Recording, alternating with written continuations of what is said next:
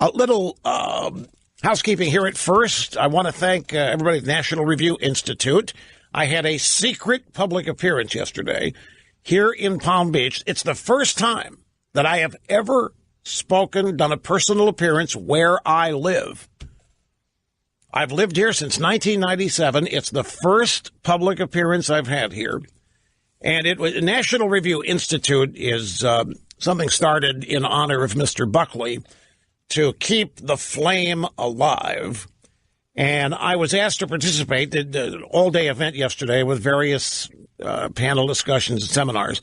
And they asked me to anchor it at 4 o'clock in the afternoon. It was to be a 1-hour Q&A with Andy McCarthy moderating, throwing me questions. There were some questions from the audience. And I felt so bad for Andy. He only got 3 questions in. I just wouldn't shut up. Every question he asked inspired 10 different answers, answers on 10 different subjects. And it was over. I said, man, I'm really sorry. He said, it doesn't matter. You covered everything I intended to ask you. With only 3 questions, it could have gone for another hour. It was only 100 people because it's a fundraiser and it costs a lot to get in there. And so they filled the room at the Colony Hotel. As I said, I could have gone for 2 hours on this. It was at the Colony, yeah. It was in a super secret private room right off the bar at the Colony Hotel. But it was Rich Lowry was there. Well, all the principals of the National Review Institute were there. Well, it was a great crowd. People from Palm Beach, Boca came down from Orlando.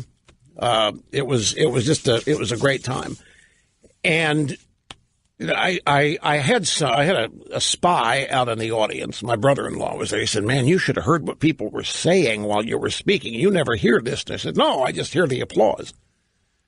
He said they were saying this is better than the radio. There aren't any commercials. This is just straight from the hip. This is cool. And it was a blast. It was a great time. And reminded me of the old Rush to Excellence tour things we used to do way, way, way, way back 28 years ago when the program was new.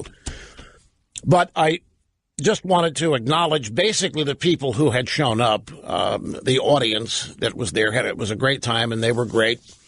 They were like great callers. They made me look good. And I had some questions that they took during the event. They were writing down on little index cards and brought up to Andy. And Andy has, become a real good friend, and he's a brilliant guy. And it was fun to do a tandem appearance. So thanks again to everybody there for the afternoon. It was spoke for an hour, and then I was in a corner of the room for an hour posing for pictures and signing things. So I looked at my phone when I got home because I use location services. 2.5 hours at the event, and the people at the hotel were great too. No.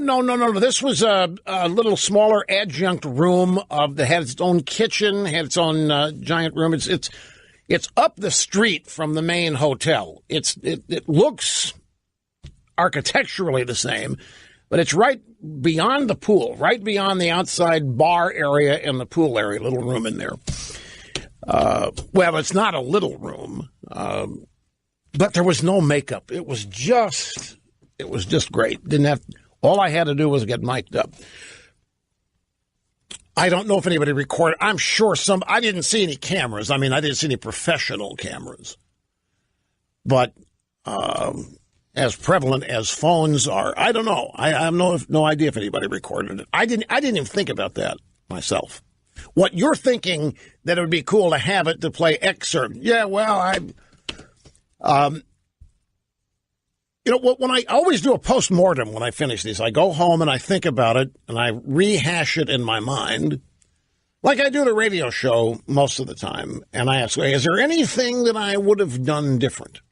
And I only came up with one thing. Andy asked me a question about not Trump's tweets per se.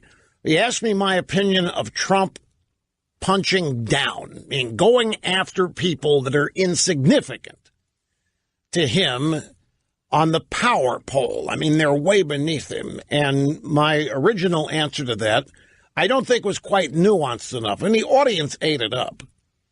But it gets the age-old question, okay, what do you react to? What do you ignore?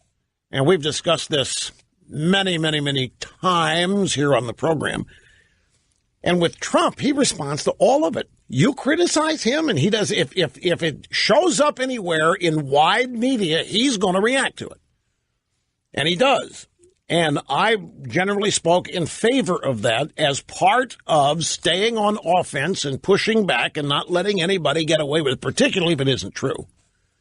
But there are some individuals that Trump's pushed back against it. I can't name any right now, but there have been a couple of times I thought it was a waste of time to do it because the person was such small fry and the allegation was so ridiculous. But then I always come back to the fact that no matter how ridiculous we think things are, there are a lot of liberal Democrats who believe it verbatim.